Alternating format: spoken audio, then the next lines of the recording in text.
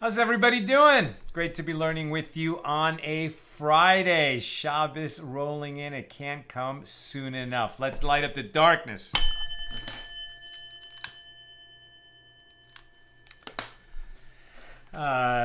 Just a quick thought with Shabbos coming. Our Torah portion this week is Parshas Noach, the story of Noah and the ark.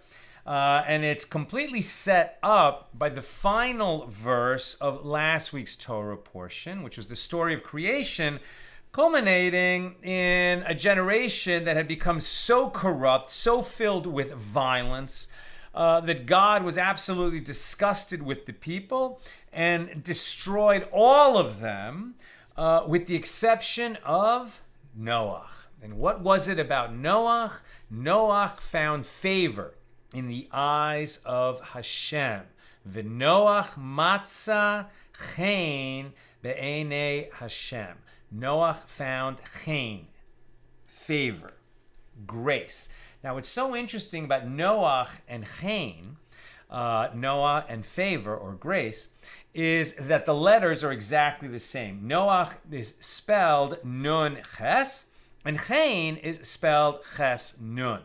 And the difference between the two words is that the nun at the beginning of Noach is a standard nun, kind of like this shape, right? A bent nun. And the nun at the end of chen, whenever a nun is the last letter in a word, it has the final nun form, which is a straight line. And so our sages refer to these as the bent nun and the straight nun. And that the letter nun itself, because it also begins and ends with its own sound, right? Nun, refers to the ne'eman, the person of faith. So in Tractate Shabbos, page 104, our sages say that there is the straight person of faith and the bent person of faith. And what is the difference between the bent person of faith and the straight person of faith? The bent ne'eman is someone who always humbles himself or herself before God. This is a person who's always asking, God, what can I do? How can I do better? How can I serve you better? How can I be of service to my fellow human beings? How can I live a more righteous life? How can I live a more upright life? It's because Noach was always asking this question that he found grace before in the eyes of Hashem. So we learn that one who humbles himself before God, he is the bent ne'eman. God makes him or her the straight ne'eman before the eyes of all mankind. If you humble yourself before God, God makes you straight before all humankind.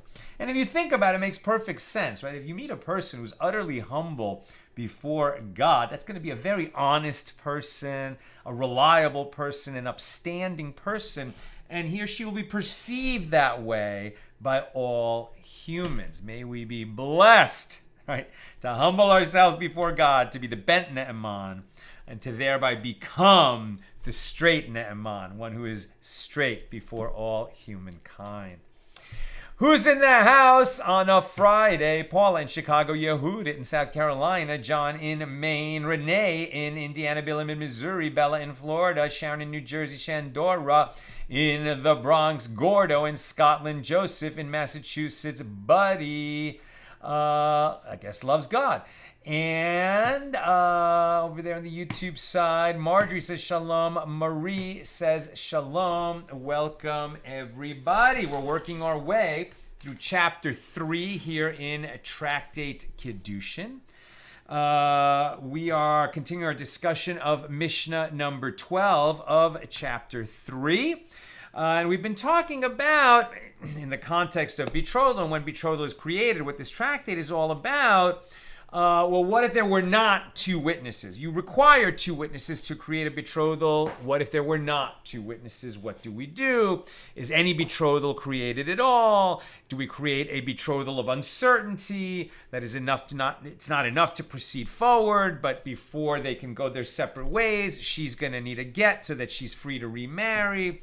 etc. And now that we've asked this question, what can be established with fewer than 2 witnesses? Because generally speaking, in financial matters and in matters of prohibited sexuality, meaning, for example, when a husband and wife are married to each other, they are prohibited to all other people. And so if, for example, she commits adultery, we're not going to establish that she committed adultery, which would then render her prohibited to her husband, unless it was witnessed by 2 people. These are the kinds of questions we're asking now. What if it was witnessed by less than 2 people? We pick this up on page 66a, a few paragraphs from the top. A dilemma was raised before the sages. If a husband is told by one witness that his wife committed adultery, excuse me, and the husband remains silent, what is the law? Abaye said, the witness is deemed credible. And Rava said, no, he is not deemed credible. Why not? Because it is a matter involving forbidden sexual relations, and there is no matter of testimony for forbidden sexual relations that can be attested to by fewer than 2 witnesses. Abaye said, from where do I say this claim of mine? Right? Abaye said the witness is deemed credible. It's almost like Abaye saying, well, there was one witness to the adultery, but this fact that the husband remains silent perhaps doesn't make him a witness, but it certainly adds fuel to the fire, as it were, of the suspected adulteress. What does Abaye say? Abaye said, from where do I say this claim of mine? It happened, so an incident, that there was a certain blind man who would review Mishnayos before Mar Shmuel. Right? So Mar Shmuel, a great sage, this blind man, he didn't have the faculty of sight, but he had studied the oral law deeply, as it was originally studied, not written, but spoken. And so he memorized many Mishnayos, and he reviewed them before Mar Shmuel. So he was of help to Mar Shmuel. Now, one day, the blind man was late for him and was not arriving. So Mar Shmuel sent a messenger after him to assist him. Perhaps he had trouble getting to the study hall. While the messenger was going to the blind man's house by one route, the blind man arrived at the house of study by a different route, and therefore the messenger missed him and reached the blind man's house. When the messenger came back, he said that he had been to the blind man's house, and he saw that the blind man's wife had committed adultery. The blind man came before Mar Shmuel to inquire whether he must pay heed to this testimony. Mar Shmuel said to him, if this messenger is trusted by you, go and divorce her. But if not, do not divorce her. Now, there's a couple of things going on here, right? Are we establishing that she is an adulteress, which is a death penalty offense, and that she's liable to the court, to the consequences that would accrue if she was, brought for trial before a beis din, before a rabbinic court? No, it's just that the blind man is asking his teacher, Mar Shmuel, what should I do? Mar Shmuel says, if you trust this guy, well, then you should divorce her. Now, that's not the same as a legal conclusion by the testimony of 2 witnesses. Mar Shmuel is just saying because, under Jewish law, a husband can divorce his wife whenever he wants, right? I mean, it's a unilateral divorce. Now, there are actually, a lot of nuances and codicils to that law, and there are actually things that you can say at the time of signing the ketubah that can make this less one-sided, especially in modern times, even under Orthodox law. However, the bottom line is, if Mar Shmuel is saying to him, if you trust this guy, divorce your wife, that's not the same as we've now got a legal conclusion based on the testimony of 2 witnesses. Nevertheless, Abaye is learning out from this that if you trust that witness, based on the testimony of a single witness, you can divorce your wife. So Abaye is drawing a legal conclusion. Let's see what happens. So Abaye comments on this story. And now what? Is it not correct to say that this means that if the messenger is trusted by you, that he is not a thief but is a valid witness, then you must rely on him, right? That's the conclusion Abaye is drawing. And this would prove that a single witness can testify in a case of this kind. And Rava explains that Mar Shmuel meant if he is trusted by you like two witnesses, go and divorce her. But if not, do not divorce her. Right? Rava is saying, okay, normally we would need two witnesses to establish this in a court of law, if we were talking about penalties and consequences for her. But in terms of you, whether you want to stay married to her or not, if you trust this one witness, right, who's Mar Shmuel's messenger after all, if you trust him like the testimony of two witnesses, meaning it is not the legal equivalent of the testimony of two witnesses, but if you trust him like the testimony of two witnesses, then you should go and divorce her. So according to Rava, we don't establish a legal principle from this incident, and according to Abaye, perhaps we do. And Abaye said, from where do I say this claim of mine, right? Abaye is going to bring further evidence that we can establish a legal principle based on the testimony of a single witness. And now we have a fascinating story from the history of ancient Israel when there were kings in Israel. As it is taught in a Baraisa, an incident occurred with King Yannai. Before I go any further, let's learn a little bit about King Yannai. Our page is somewhat short today, so we have a moment. King Yannai, Yannai HaMelech. Alexander Yannai was the Hasmonean king of Judea, as well as its high priest between 103 before the Common Era and 76 before the Common Era. Right? So we're talking about late Second Temple period. And this is a Hasmonean king, right? This is not a descendant of David and Solomon, the kings of Judea. This is a descendant of the kings who took the throne after the Hanukkah story, right? And the revolt against the Greek Empire that was led by the Hasmoneans, who were a priestly family, right? Not descendants of Judah and David and Solomon, but rather descendants of Aaron HaKohen, the brother of Moses. So they, were qualified to serve not only as kings, but could even be high priests. That's a lot of power to consolidate in a single individual, to be both the king and the high priest of Israel. And Yannai served as both. He was the third son of John Hyrcanus, who is himself sometimes called Yannai in the Talmud. Yannai, King Yannai, ascended the throne upon the death of his brother Aristobulus, whereupon he also married his brother's widow, Queen Salome, Shalomotzion, in fulfillment of the law of levirate marriage. Although opposed by the powerful Ptolemy Lathyrus of Egypt, the king was initially successful in conquering all of the land of Israel from the Greeks. Later, Yannai lost the support of the Jewish population due to his sympathy for the Sadducees. The Sadducees were the opponents of the Pharisees. The Pharisees are the sages of Israel who transmitted the oral tradition. The Sadducees were a heretical group who said, well, we hold by the written Torah, but we don't hold by this idea that there's an oral Torah that is transmitted from Moses to Joshua, to the elders, to the judges, to the men of the great assembly, eventually to the sages, right? So the Sadducees don't hold by that. King Yannai sided with the Sadducees, and he lost the support of the people. He lost the support of the Jewish population due to his sympathy for the Sadducees. The most famous display of Yannai's contempt for the Pharisees and their displeasure with him took place during the festival of Sukkot one year. Officiating as high priest, Yannai poured the water libation on his feet rather than on the altar.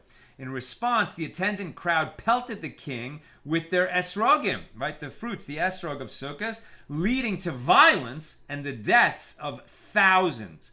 Yannai's losses to the Nabatean kingdom led his own people to turn on him, and the ensuing civil war cost 50,000 lives. At one point, the Pharisees reconciled with Yannai, yet both Josephus and the Dead Sea Scrolls relate the brutal retribution that Yannai exacted against the Judean rebels.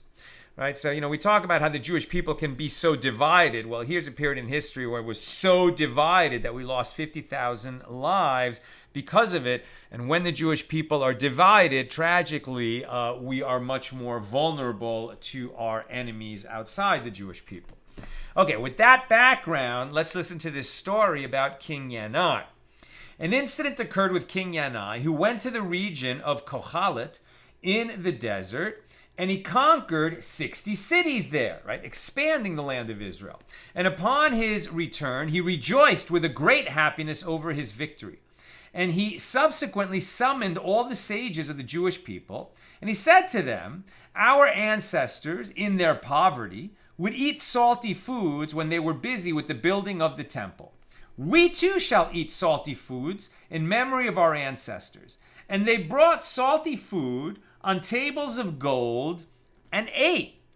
So very interesting, right? So to celebrate his massive victory, instead of, having a massive feast banquet type of thing and going nuts, it seems like maybe he was being a little bit humble and saying we should be grateful to God for this victory and remind ourselves, just like our ancestors in their poverty ate these kinds of salty foods, we'll eat the same kind of salty foods. Right, so at this point, King Yannai, perhaps, if I'm understanding correctly, looking pretty good.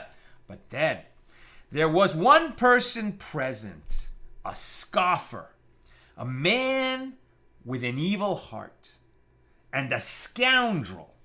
Have we established who this guy is thoroughly enough? Right? A scoffer, a man with an evil heart, and a scoundrel.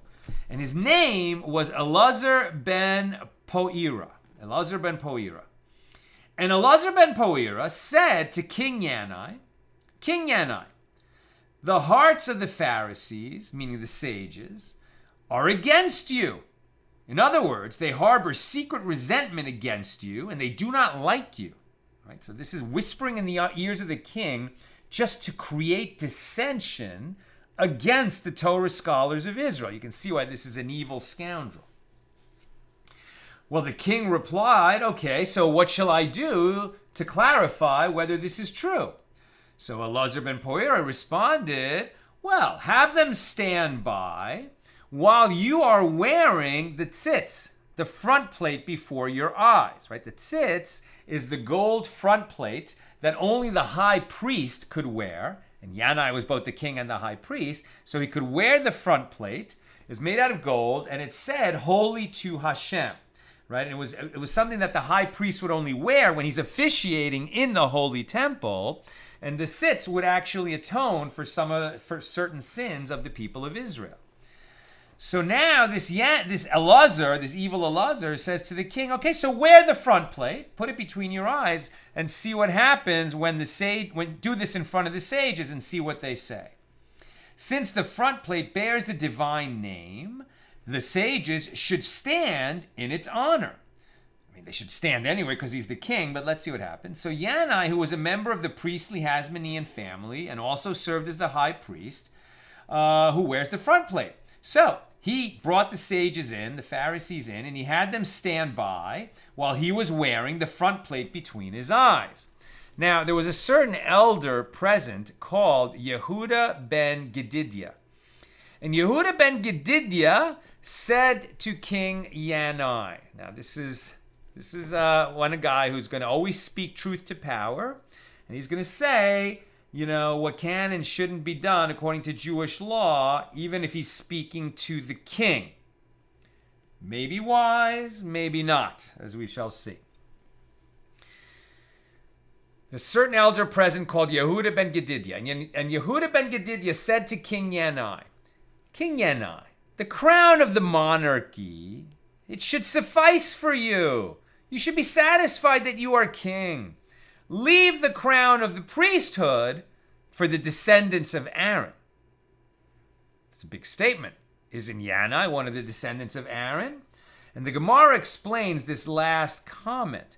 Why did he say that you should leave it to the descendants of Aaron, meaning that it is inappropriate for you? Why did Yehuda ben Gedidya say that?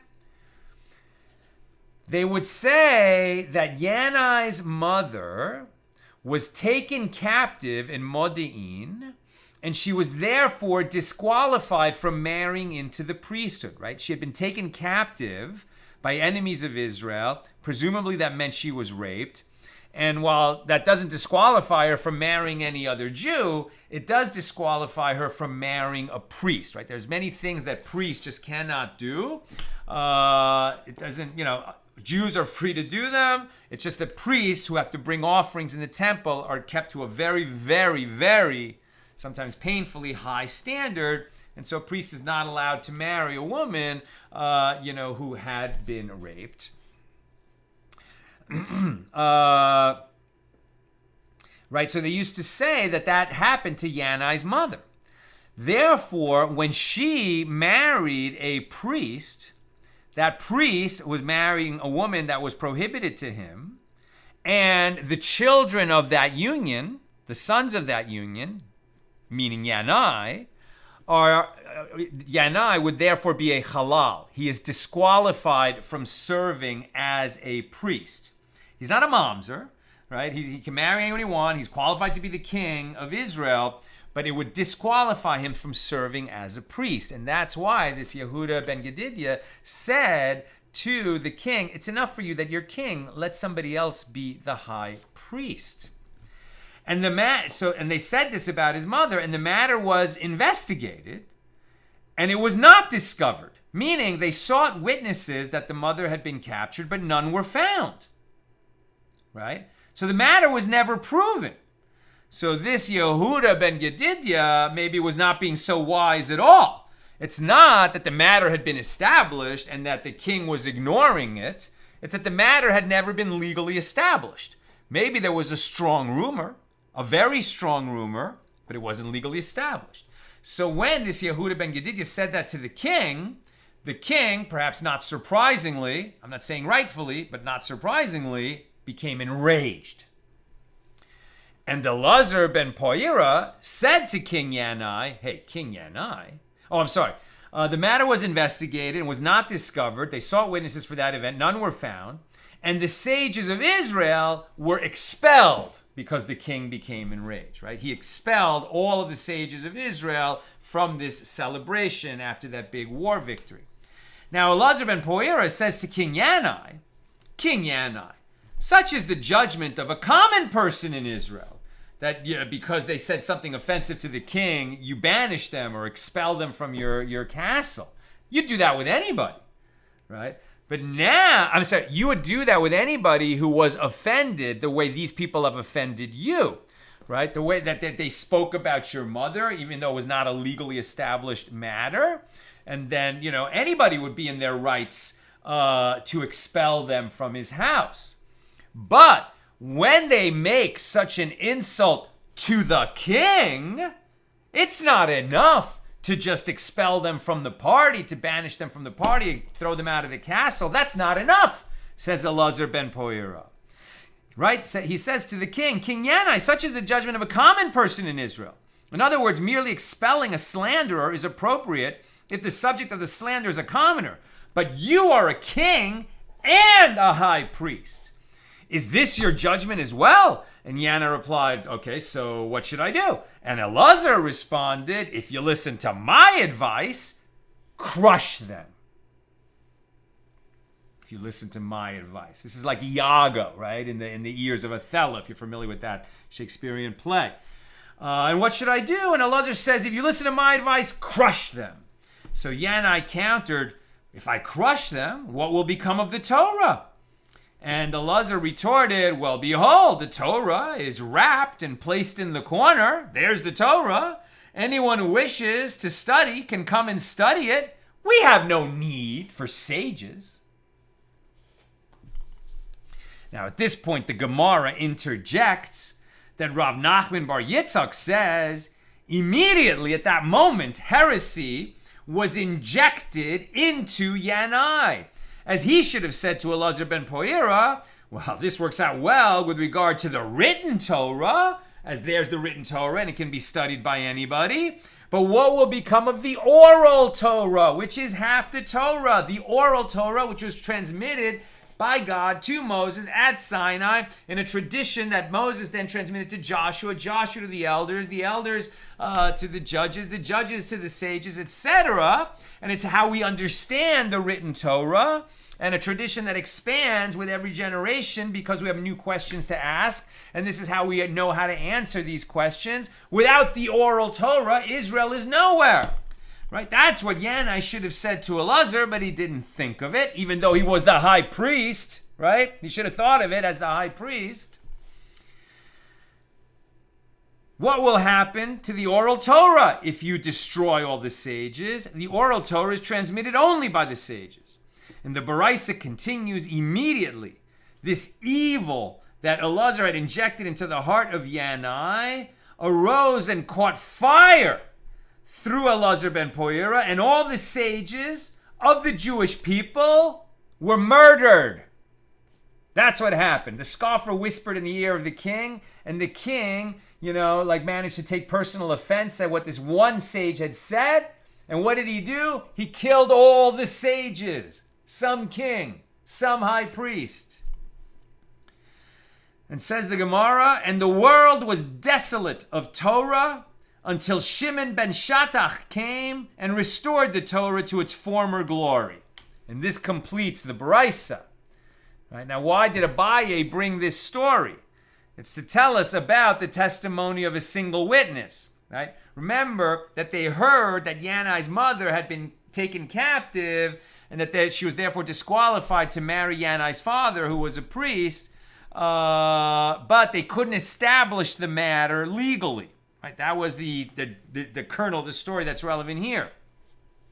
So Abaye asks, what are the circumstances of this case? How did those who conducted the investigation of Yannai's mother refute the rumor that Yannai's mother had been taken captive? If we say that 2 witnesses said that she was taken captive, and 2 others said that she was not taken captive, well, what did you see that you rely on these who said she was not taken captive, and instead rely on these who said she was not taken captive?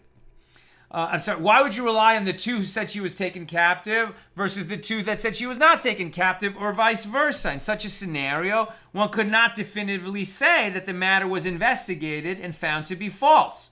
Rather, it must be referring to one witness who testified that she was taken captive. Let me read that again. If we say that 2 witnesses said that she was taken captive, and 2 others said that she was not taken captive, what did you see that you rely on these witnesses who said that she was not taken captive? Right? That's where we ended up, that she was not taken captive, right? Why would you say that she was definitely not taken captive? Instead, you might rely on the witnesses who said that she was taken captive. We couldn't be sure. So rather, in that story, the incident must be referring to a case where there was 1 witness who testified that she was taken captive, and 2 who testified that she was not taken captive. And the reason the lone witness is not deemed credible is only that he is contradicted by the other 2 witnesses, from which it may be inferred that if not for that fact, he would be deemed credible.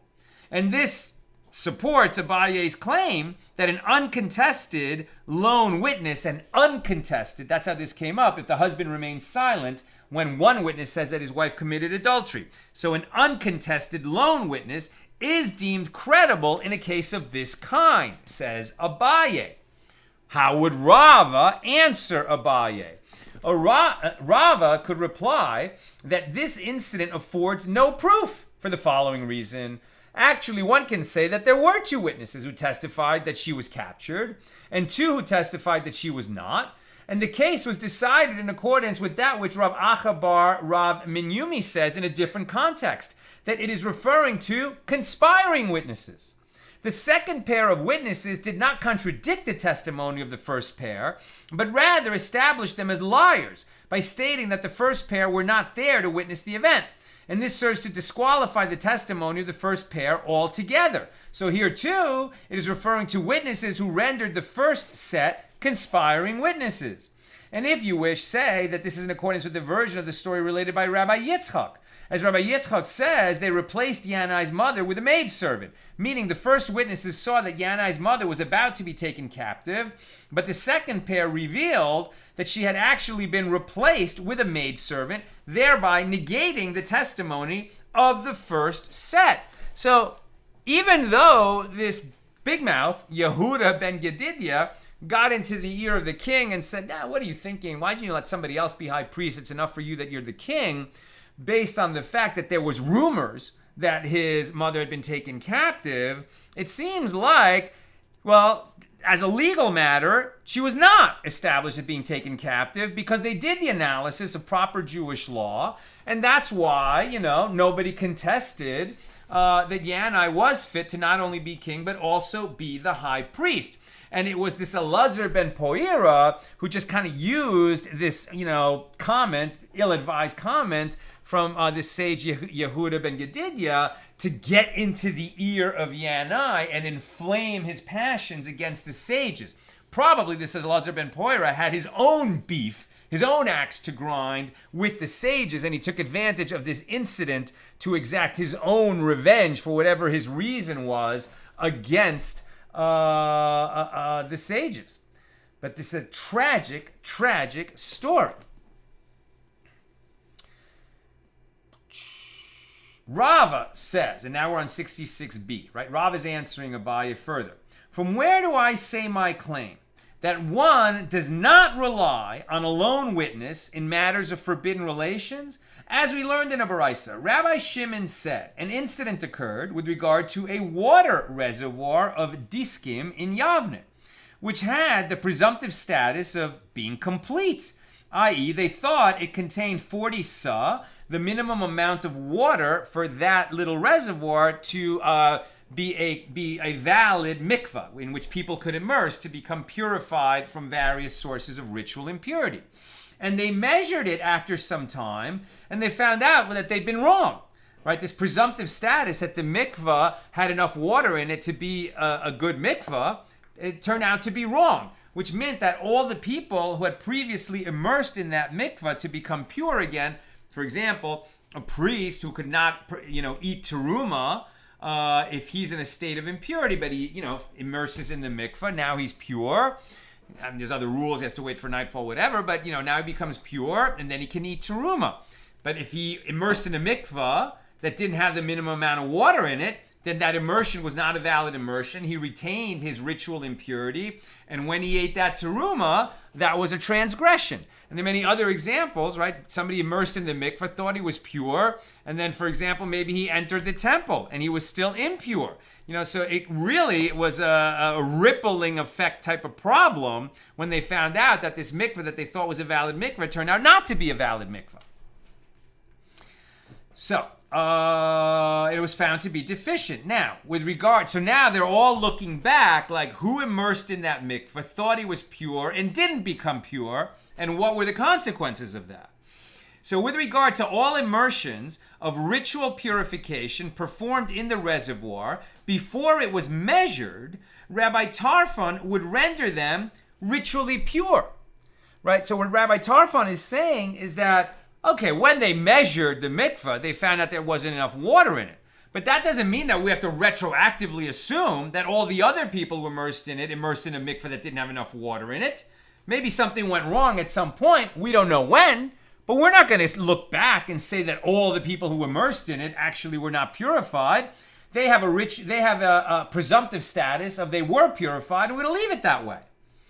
And Rabbi Akiva held a different view than Rabbi Tarfon. Rabbi Akiva would render them ritually impure. Rabbi Akiva says, now that we know that this mikveh doesn't have enough water in it, and we don't know when it became that way, then everybody who immersed in it was relying on that immersion to be purified, didn't become purified. And their presumptive status now is they were not purified.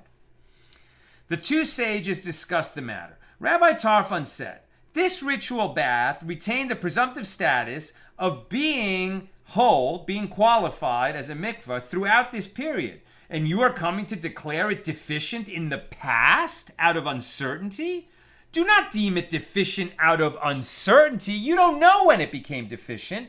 So now don't go back and render all those people impure who thought they were pure.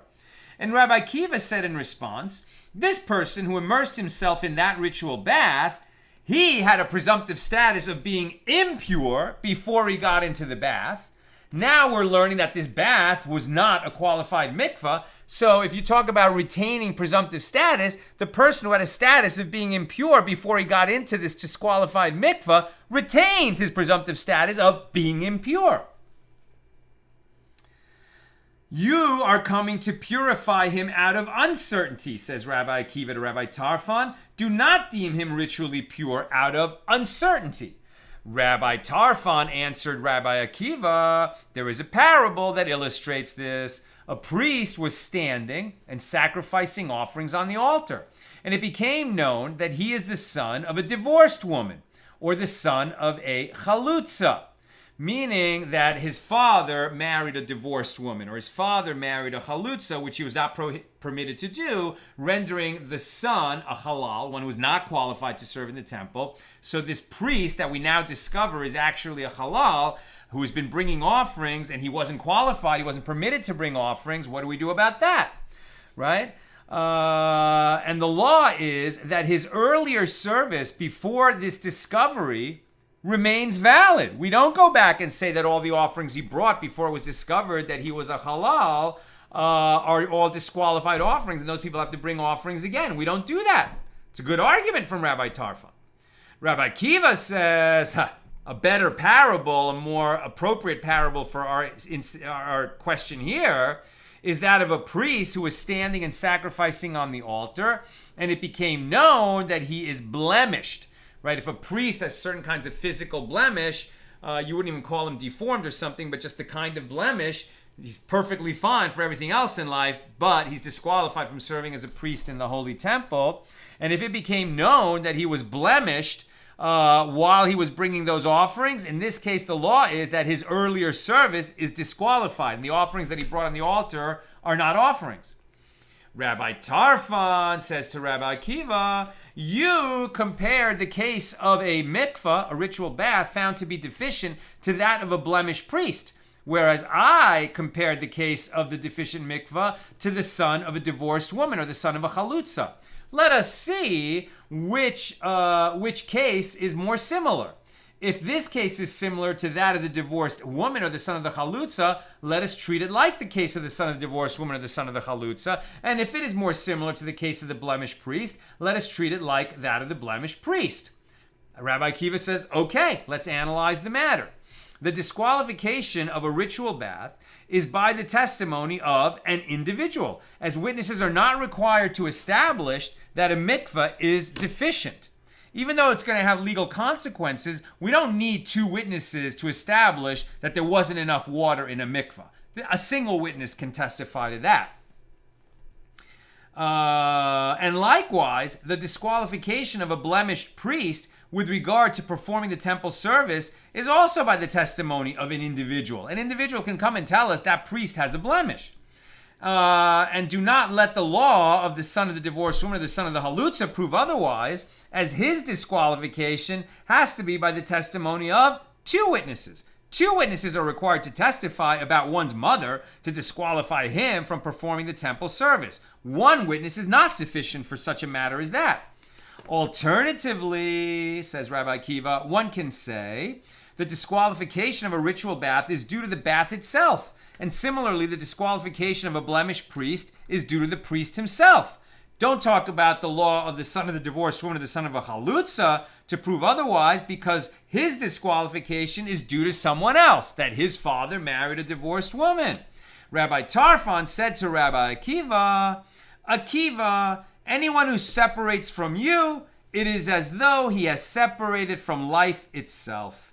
Rabbi Tarfon was impressed by Rabbi Akiva's explanation, and he accepted it. And this concludes the Baraisa. So now the Gemara returns to the topic at hand. What are the circumstances with regard to this blemished priest whose disqualification is by means of an individual witness? If the priest denies this claim that he is blemished, maintaining that he is not blemished, is a lone witness deemed credible? Rather, it must be that the priest remains silent and therefore is considered to have admitted the accusation, and that's why we accept the testimony of the single witness who says that priest has a blemish. And similarly, with regard to the son of a divorced woman or a son of a chalutza, it must also be referring to one who is silent, and yet the Baraisa teaches the disqualification of a ritual bath is by the testimony of an individual, and likewise the disqualification of a blemished priest with regard to the performing of the temple service is by the testimony of an individual.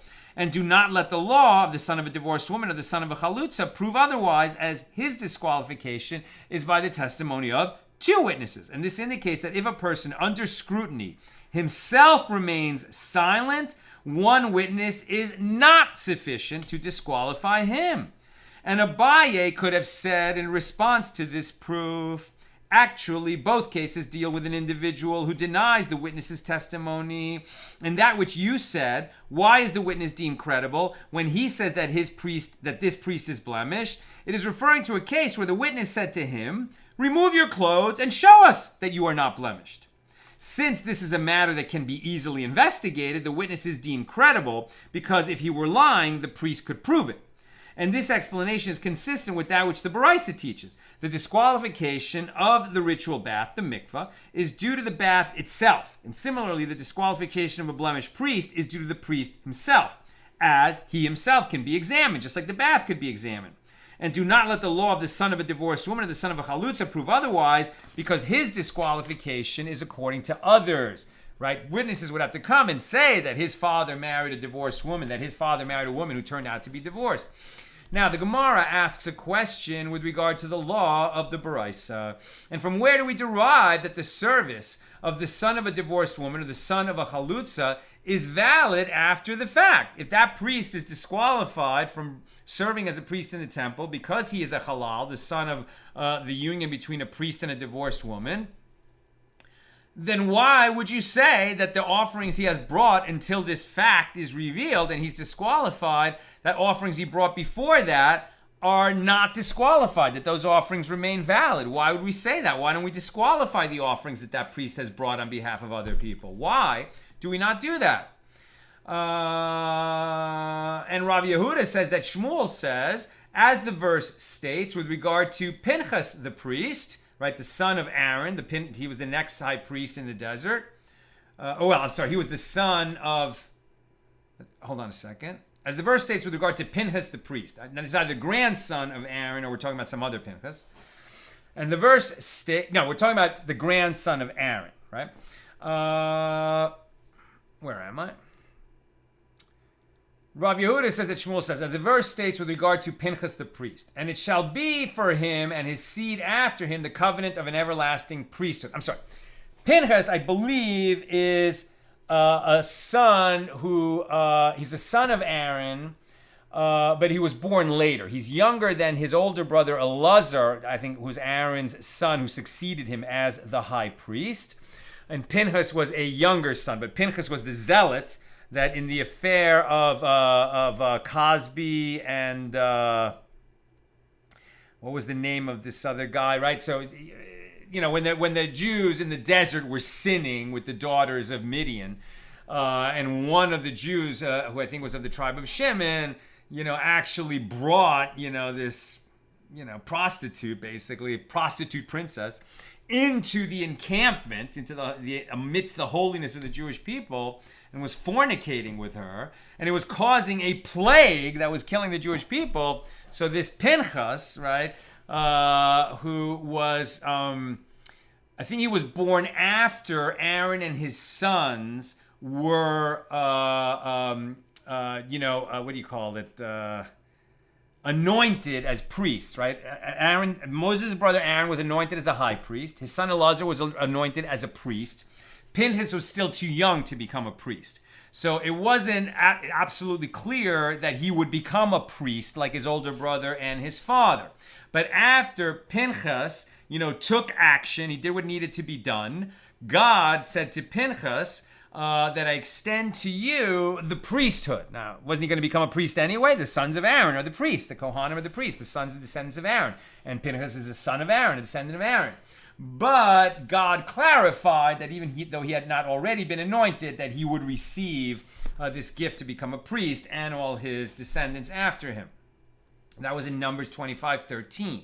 Right, so Rabbi Yehuda says that Shmuel says, as the verse states with regard to Pinchas the priest, and it shall be for him and his seed after him the covenant of an everlasting priesthood, which includes both fit seed and unfit seed. And this teaches that the service of a priest is valid after the fact, even if he was disqualified. Isn't that interesting? He's ab initio not permitted to serve in the temple. But if before this was discovered that he was like that he made offerings in the temple, they're not disqualified because of this verse about Pinchas. Fascinating. Shmuel's father said that the proof text is from a different place. It's from here. It states in the blessing of the tribe of Levi, bless Lord his substance, chelo, and accept the work of his hands. Deuteronomy 33:11. The word chelo is expounded as including even the service of his profane ones, chulin, which God will accept after the fact. Rabbi, I'm almost done. Questions or comments, please get them in now. So Rabbi Yannai said, not named after King Yannai, I'm sure. Rabbi Yannai said, the source is from here, a verse stated with regard to the first fruits, Bikurim. And you shall come to the priest who shall be in those days. But can it enter your mind that a person can come to a priest who is not alive in his days? What then is the meaning of the phrase, in those days? Rather, this is referring to a fit priest who later became established as a halal. All his previous days of service are considered those of a fit priest. Now the Gemara continues its analysis of the Baraisa. From where do we derive that the service of a blemished priest is retroactively invalid? If we're saying that the son of a halal, until we found that out, that previous offerings that he brought were fit, okay, then why are we going to say that when we find out that a priest is blemished, that the offerings he brought prior to that are not accepted? They are declared invalid. Why is that?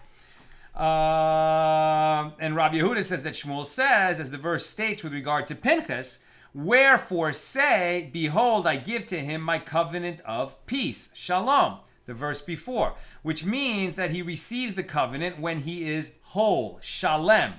Shalom, peace, and shalem, whole, W-H-O-L-E, are, the same letter, same word almost, but not when he is blemished and lacking a limb. So the Gemara comments, but shalom is written rather than shalem. And Rav Nachman says the letter vav in the word shalom is severed. According to tradition, this letter is written with a break in it, and therefore the word can be read as though the vav were missing. So this broken vav is like that. You can see that the vav is broken. So there's another little lesson that we learned, like I taught at the beginning about the bent nun and the straight nun. And here we have the broken vav that can make shalom like shalem. There's other teachings we go into on that, but we're short on time, so let me just take a question. Joseph asks, what is the story of the origin of the Sadducees? That's a great question. I don't know. I don't know when they got started, right? This group that was questioning the authority of the sages, of the Pharisees, and of the oral tradition. I need to look that up. But I think that it is pretty certain, if not right from the outset, then soon afterward, that there was a lot of politics involved in this, right? Remember that the monarchy broke, right? After there was King Saul, then there was King David, and then there was King Solomon. And King Solomon was such a weak and ill-advised king, he had bad advisors, that the kingdom broke into the kingdom of Judea and the kingdom of Israel. Israel was the northern kingdom, and they had their sort of breakaway king who didn't even allow the Jews of the northern kingdom to go to Jerusalem and bring offerings. So they set up basically an idolatrous temple that actually had a statue of a golden calf in it. And that kingdom was not long for this world. Eventually it fell to Assyria. Those were the lost tribes of Israel that were exiled at that time. Judea lasted much longer.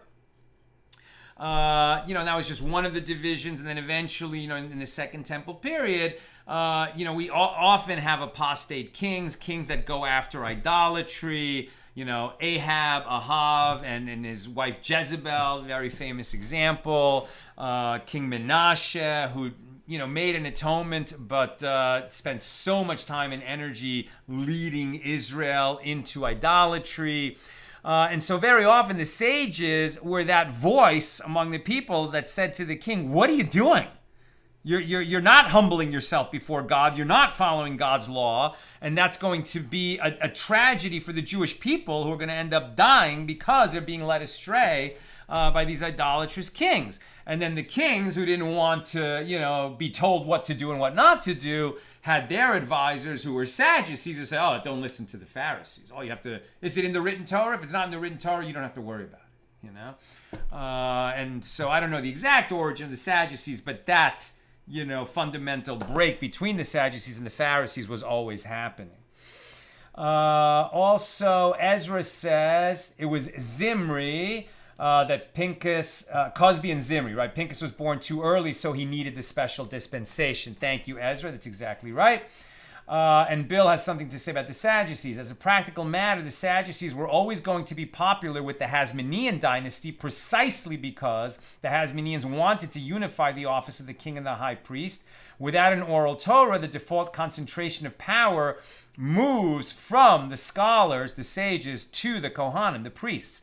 And this is also why the Sadducees movement was often represented by particularly wealthy and aristocratic Cohen dynasts. In a related move, the Sadducees found favor with the Roman government later and were often appointed to leadership positions by them, right, collaborators with the Roman occupiers. In the early days, one of the only things that Christians and Jews could always agree on was that the Sadducees are just awful. So there you have it. That's what I've got for us today, and with God's help, we'll be together again tomorrow night after Shabbos ends here in LA. So I hope to get on the air by about 7:45, 8 p.m. Pacific. We'll have the class tomorrow night. Then no class Sunday to Thursday because I'm going to be out of town, and with God's help, we'll start up again on a week from today. But we have class again tomorrow night, and then not until next Friday. My friends, may we only hear good news. Please, God, redeem the captives of Israel. Please, God, heal the wounded and sick of the people of Israel. Please, God, spare all innocent lives. And may a safe and secure peace soon be restored in the Holy Land. We say Amen.